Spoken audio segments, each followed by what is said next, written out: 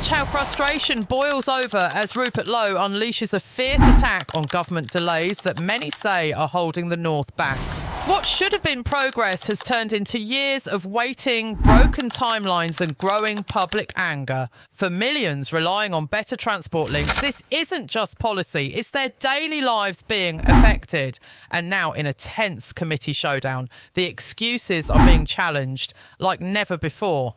Before we continue, please take a moment to like this video and subscribe to Britain Daily. It's completely free and it helps us keep bringing you the hard-hitting stories that matter.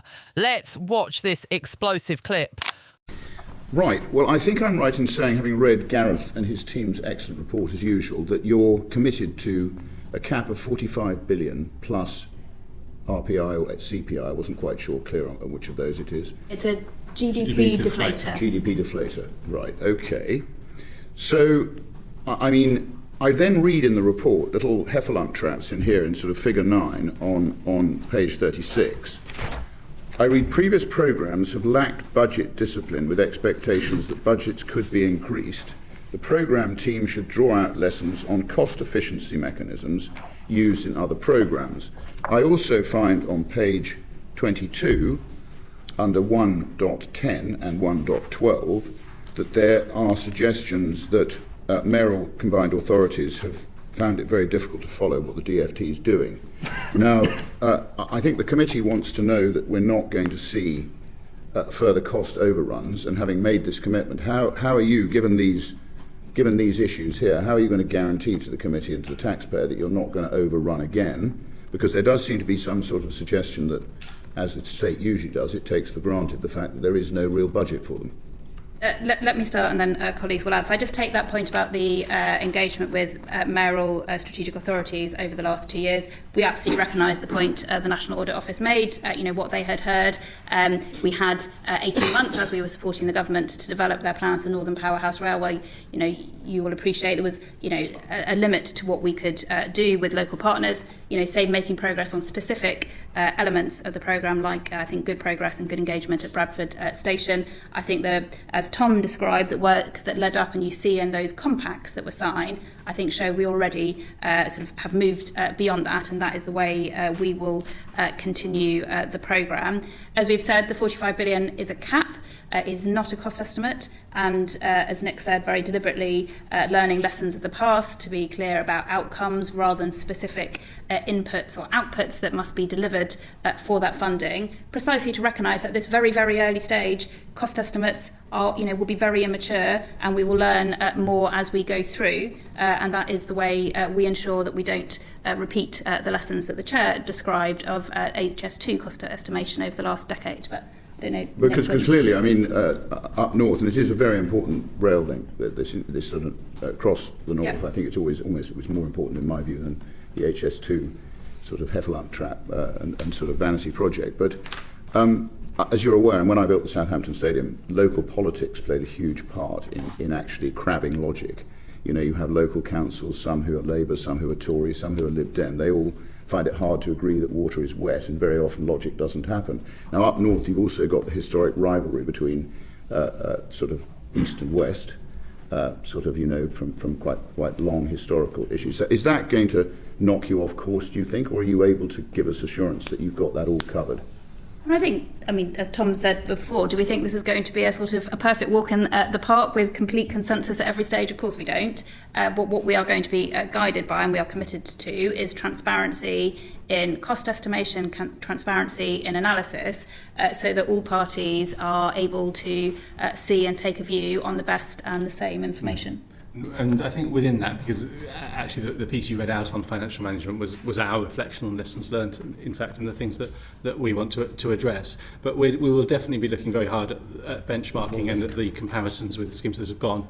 I think within that there is always a tension and a judgment to go through. We both need to be cognizant of what HS2 Phase 1 is turning out to cost. We also need to be clear that that is not the design, construction and commercial constructs that we wish to repeat. And therefore there needs to be enough pressure in the system to do better than that, but there also needs to be, not in so much delusion that there was a repeat of history in the way that the Chair described, and that's what we will be looking at as we go forwards.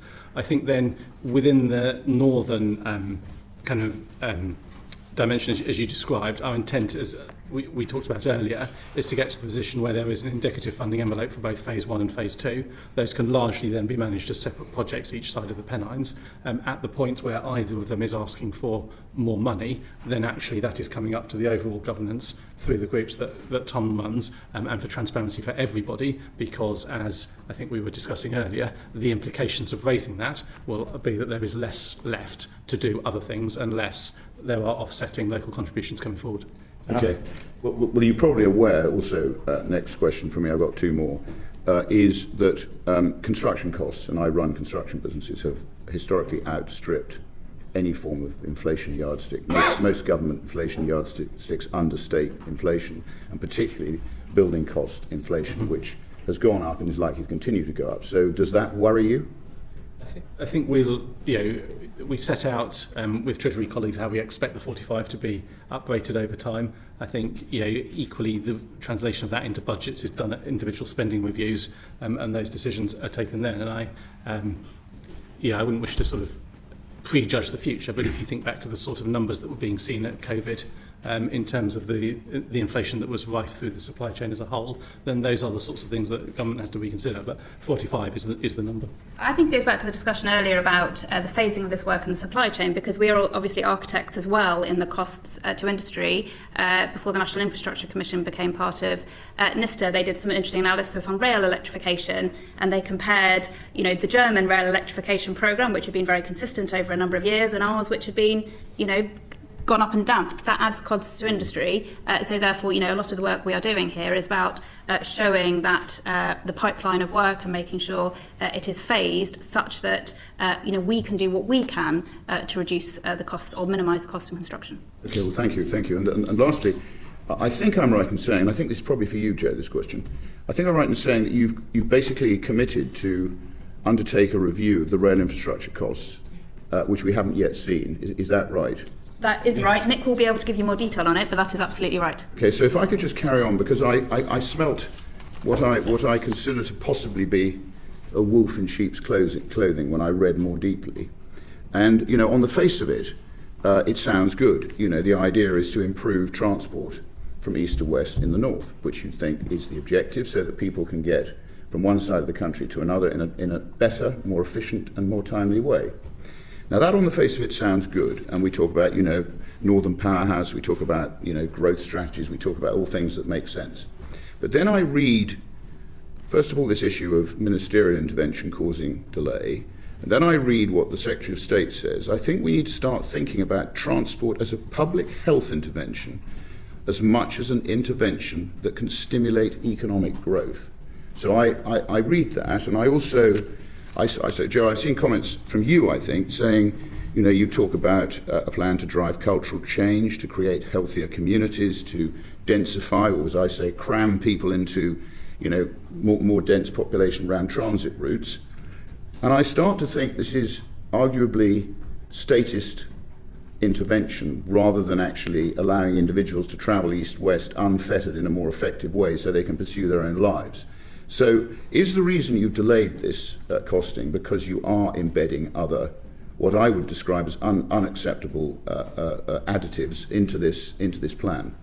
So Nick can come back in a second with details of that review, but I'd say the answer is absolutely not. I confess, I apologise, I don't know where those words from the Secretary of State come from. I suspect they're quote from her in 25. Right. So I suspect... Direct quote. I suspect that was Secretary of State thinking about the work we've done, for instance, recently on Better Connected, how we enable local leaders to make the right integrated transport planning for their own particular communities, rather than this question of how we join cities together through major rail. It is, a strong view of the government that having and supporting local leaders to have the right transport infrastructure for their cities, their regions, their towns and villages is an economic benefit. It is also a health benefit in terms of air quality, or supporting people to stay independent, longer into their lives, which is obviously an increasing I read issue it for more us. So as a war on motorists. I suspect it was with that in mind. Climate change agenda driving things rather than. I suspect it was with that in mind, and that sort of transport within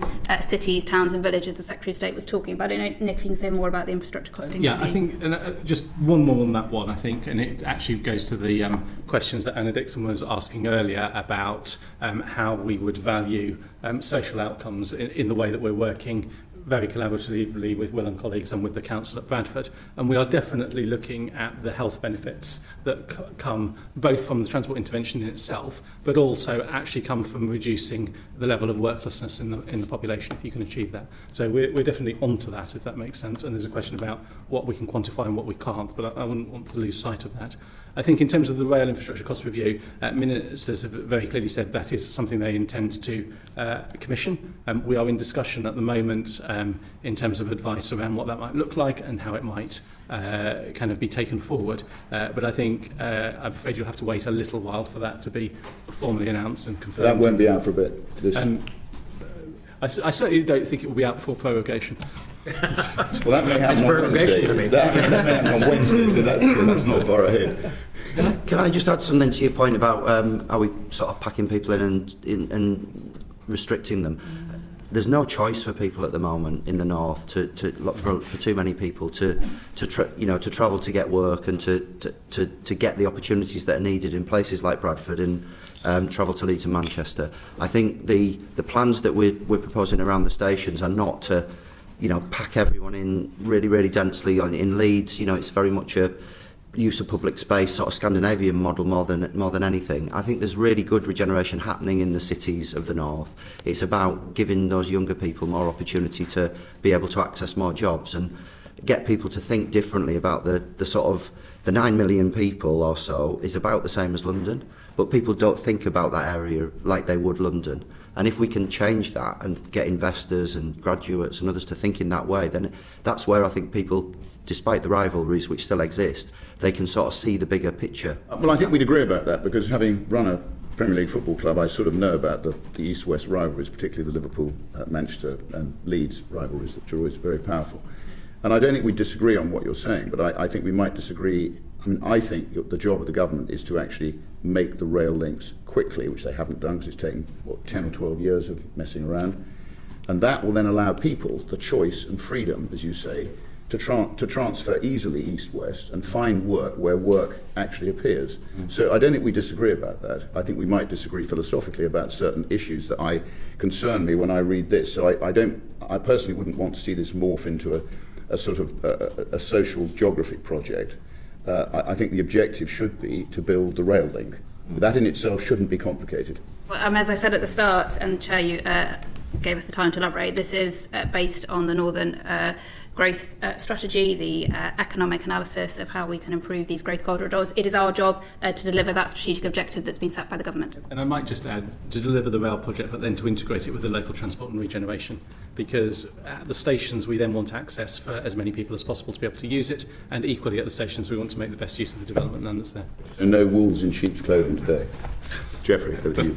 What you've just seen highlights a deeper issue that goes far beyond one project or one department.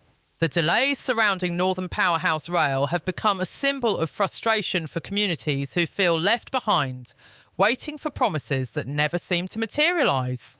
When plans become overcomplicated and decisions are slowed by constant intervention, it's ordinary people who pay the price through longer commutes, fewer opportunities and stalled regional growth. Rupert Lowe's remarks reflect a wider anger that's been building for years.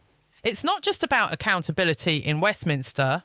It's about whether the system is truly working for the people it's meant to serve. And when trust begins to fade, every delay feels even more significant. The big question now is what happens next. Will this pressure finally force change? Or will it be another moment that fades without real action? For many watching, the stakes couldn't be clearer. If you want to stay informed on the biggest political stories shaping the UK, make sure you like this video and subscribe to Britain Daily. It's completely free and it helps us keep bringing you the stories that matter.